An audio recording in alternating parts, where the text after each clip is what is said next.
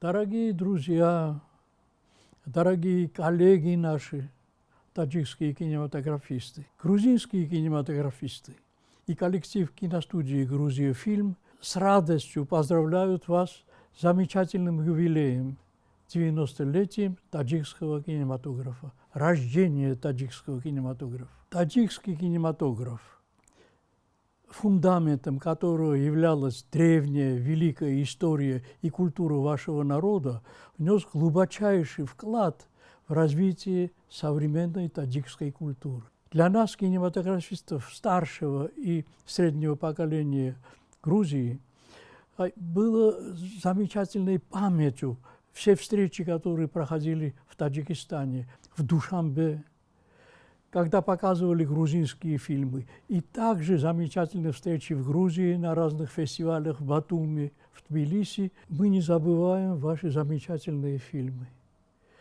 Это замечательная история, глубокая история, прекрасная история. Надеемся, что молодое поколение кинематографистов Грузии и Таджикистана вновь будут встречаться так же интенсивно, как это было раньше. Тем более, что все это вот совершенно недавно началось, но вот этот злосчастный коронавирус все прекратил. Надеемся, что все будет продолжаться.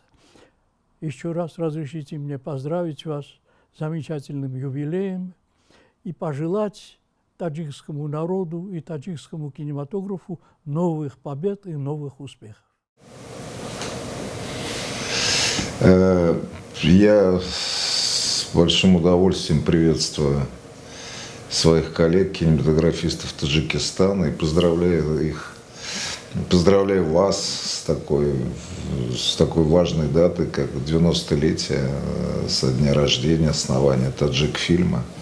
Для меня, человека, выросшего в СССР, это дата не пустой звук. Для меня Таджик-фильм – это часть моей истории. Мы все жили в Советском Союзе